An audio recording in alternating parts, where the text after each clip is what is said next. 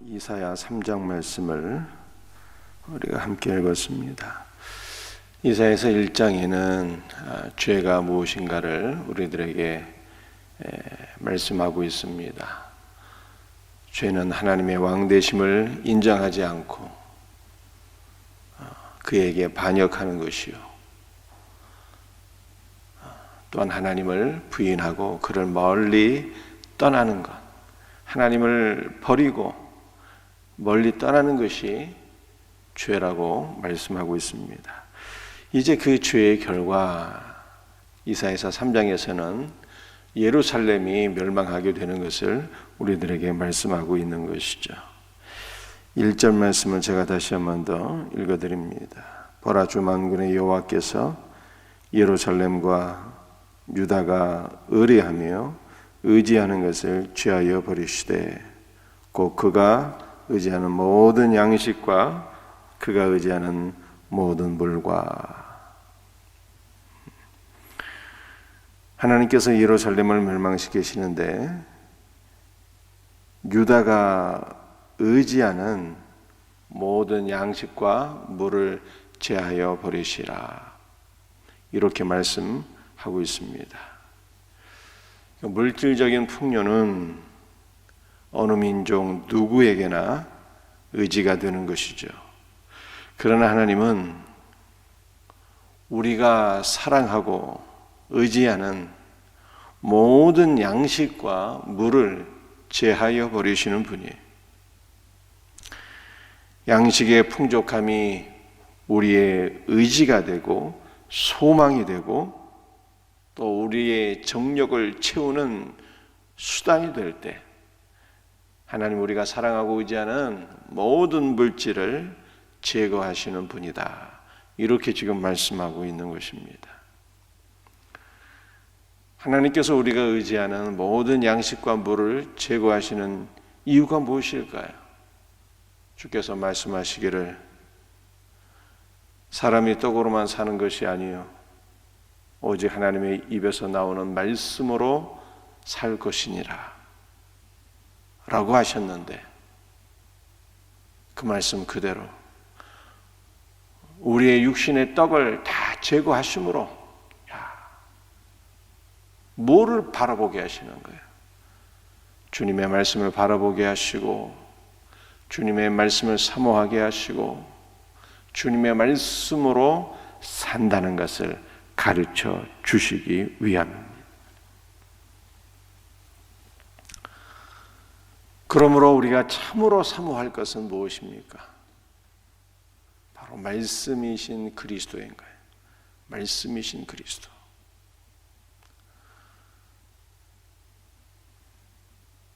말씀이신 그리스도, 그분이 우리가 먹어야 될 참 생명의 양식이요,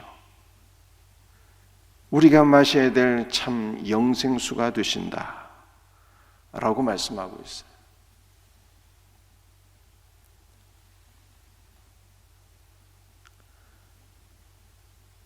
사랑하는 성도들이여, 이사야 3장 1절의 말씀은 범죄한 유다 백성들에게만 주신 말씀이 아니라 오늘 우리 모두에게 주신 말씀인 것입니다. 이 마지막 시대에 많은 사람들이 오직 삶의 유일한 목적이 물질이 되어 있거든요. 물질이 살아가는 목적이요, 이유요, 수단이 되어버렸어요. 물질이 있으면 기뻐하고 물질이 없으면 낙심하고 좌절하고 근심, 걱정, 염려에 빠집니다. 물질 때문에 행복과 불행이 다 좌우된다고 그렇게 생각하고 있잖아요.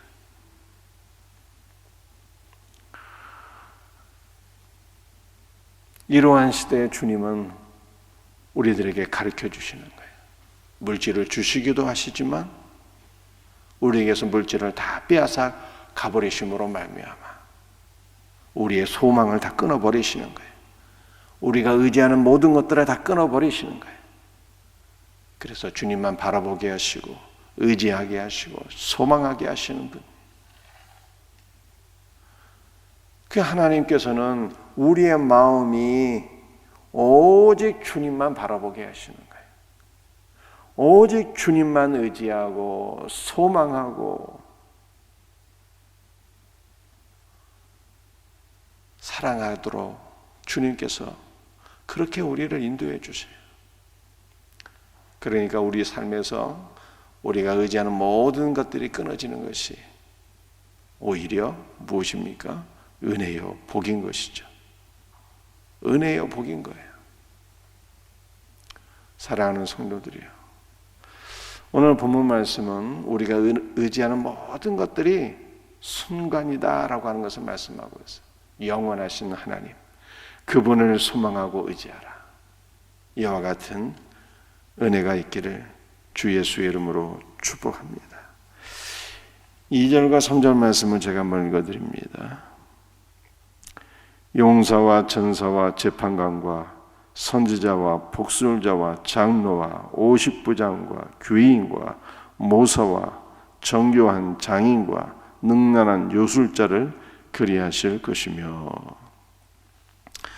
오늘 2절과 3절 말씀을 보게 되면 하나님께서는요, 무엇을 또 제거해 주시는 분이십니까? 용사와 전사와 하급 군관인 50부장을 제거해 주시는 분이에요. 여러분들, 용사와 전사가 제거된다는 것은 한 민족에게 불길한 징조가 되는 것이죠. 이 용사와 전사, 하급 군관들, 이 사람들은 나라의 근간 아닙니까? 나라의 안전을 지키는 사람들이에요. 용사와 전사가 50부장이 제거된다는 것은 나라의 국방력이 괴멸된다라고 하는 것을 의미하는 것입니다. 왜 하나님께서는 이러한 용사와 전사들을 다 제거하시는 것입니까? 우리가 이 물리적인 힘을 믿고 의지하기 때문이죠. 그러므로 모든 나라와 민족은 어떻게 해야 되는 것입니까? 용사와 전사, 즉 내가 안전을 위해서 의지하고 기대하는 것들, 그러한 것들을 자랑하면 안 되는 것이고요. 또 우리 개인은 내가 그 어떠한 힘을 갖고 있다 할지라도 그러한 것을 자랑해서는 안 되는 것이고, 그러한 것을 의지해서는 안 된다라고 하는 것을 말씀하고 있는 것입니다.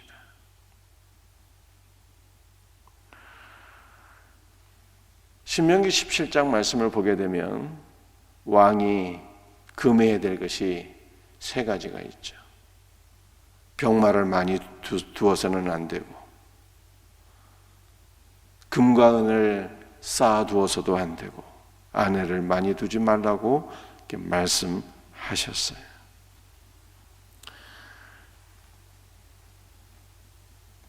여러분들, 왜 군마를 많이 두지 말라는 것입니까?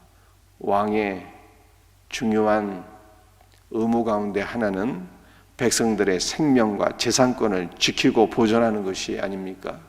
그런데 백성들의 재산과 생명권을 지키기 위해서 군사력을 의지해서는 안 된다는 거예요. 하나님을 바라보고 의지하라는 것입니다. 그러면 왕과 왕의 백성들을 하나님께서 지켜주시고 보존해 주신다는 것이죠.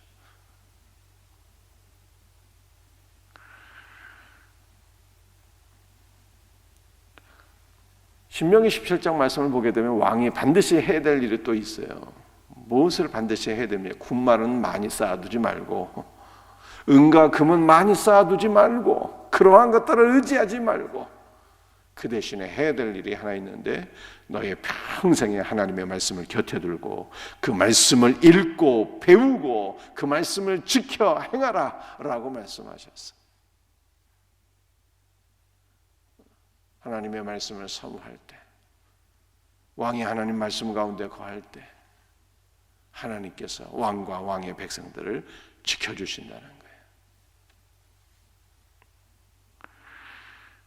여러분들, 이것은 오늘날 우리들에게도 그대로 다 적용되는 것이죠. 우리는 오늘 이 말씀 앞에서 내가 과연 무엇을 의지하고 있는가라고 하는 것을 살펴봐야 돼요. 육신의 양식을 의지하는 것은 아닌가? 금과 은을 의지하고 있는 것이 아닌가? 혹은 내 주변에 있는 어떤 힘 있는 자를 내가 의지하고 있는 것은 아닌가? 라고 하는 것을 살펴봐야 되는 것이죠. 하나님께서는 우리가 의지할 대상이 누구인가를 말씀하세요. 그분이 누구입니까? 전능하신 하나님. 그분을 의지해야 된다는 것을 가르쳐주고 계신 것이죠. 또 이사야서 3장 2절과 3절을 보면은 용사와 전사만이 아니라 많은 사람들을 말씀하고 있어요. 귀인들이 있는데요. 이 귀인들은 나라의 고관들을 의미하는 것이죠. 오늘날 우리로 할 것 같으면 권력 있는 사람들, 장차관, 국회의원들, 이러한 사람들에 해당이 되겠습니다. 이 모사라고 하는 사람도 등장하는데, 이 모사는 아주 지혜로운 카운셀러 또는 나라로 따지게 되면은 대통령의 참모들, 스텝들, 여기에 해당이 되겠습니다. 정교한 장인도 나오는데요. 이 정교한 장인은 오늘날로 비유하면 최첨단 과학 기술자를 의미하는 것으로 생각할 수가 있겠습니다. 그 다음에 능란한 요술자가 나오는데요. 이 능란한 요술자는 무당에 해당되는 거예요. 여러분들 정말 깜짝 놀랄 만한 일은요, 오늘날 많은 사람들이 무당을 의지한다는 거예요. 점치는 것을 의지한다는 것입니다. 그런데 여기에 누구도 포함되어 있습니까? 여기에 많은 크리스찬들도 포함되어 있어요. 하나님께 물어야 될 텐데, 기도해야 될 터인데, 말씀 안에서 나를 향하신 하나님의 뜻을 분별해야 될 터인데, 많은 사람들이 무당을 의지한다니까요. 점치는 사람들에게 찾아가서 그들에게 조언을 구한다니까요. 이것이 얼마나 악한 일입니까? 사울왕이 멸망한 이유가 무엇인가를 성경에 말씀하고 있어요. 그가 하나님께 묻지 아니하고 무당에게 찾아가서 물은 결과 하나님께서 그를 버리시고 심판하셨다라고 하는 것을 말씀하고 있어요. 그러므로 우리가 오늘 누구를 의지할까? 누구에게 묻고 누구에게 조언을 구하고 누구의 말씀에 귀를 기울일 것인가? 라고 하는 것이 본질적으로 중요한 것이죠. 여러분들 성경에서 순종을 참 강조하고 있는데요. 성경에서 말씀하고 있는 순종은 일차적으로 어떤 의미인 줄 아십니까? 나의 귀를 갖다 대는 거예요. 나의 귀를 기울이는 거예요. 청종하는 거예요. 경청하는 것을 의미합니다. 여러분들, 우리는 우리의 귀를 누구에게 지금 기울이고 경청해야 되는 것입니까? 무당에게 찾아가서 나의 귀를 갖다 대는 것이 아니라 주님의 말씀에 귀를 기울여야 되는 거예요. 주께서 무엇을 말씀하시는지, 주여 말씀하옵소서, 내가 듣겠나이다. 이 심령으로 주님의 말씀 앞에 우리의 귀를 갖다 대야 되는 거예요. 이것이 성경에 말씀하고 있는 일차적인 순종의 의미라니까요.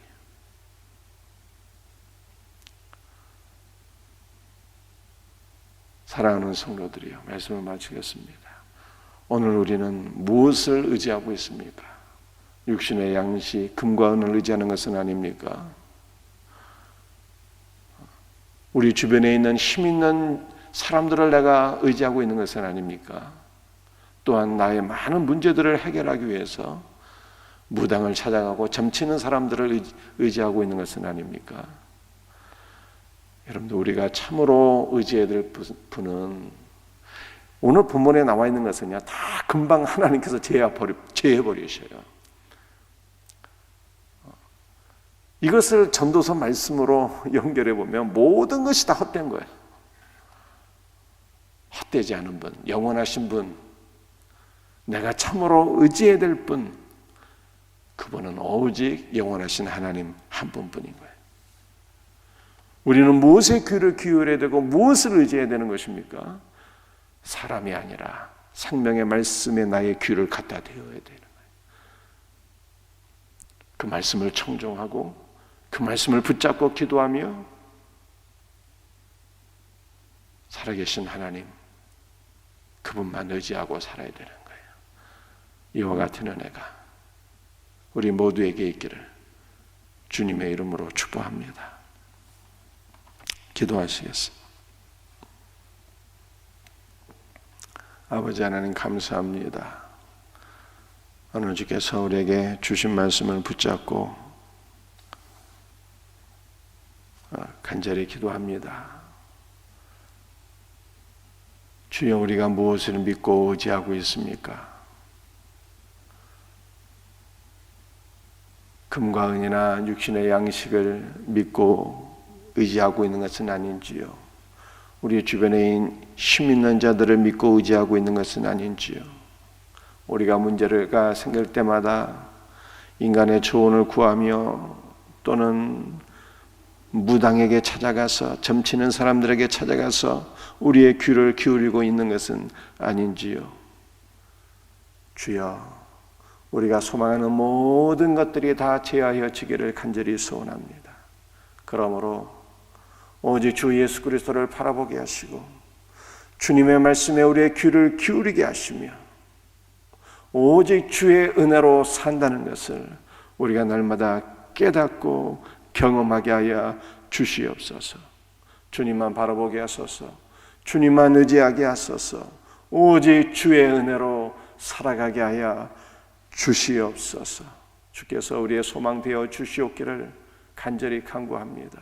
우리의 소망이신 주 예수여, 우리의 사랑하는 성도들의 마음을 사로잡으시고 오직 주님께만 우리의 마음이 향하게 하옵소서.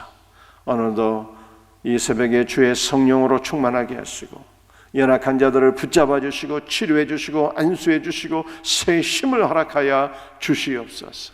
모든 것을 감사하고 거룩하신 주 예수 그리스도의 이름 받들어 간절히 기도합니다. 아멘.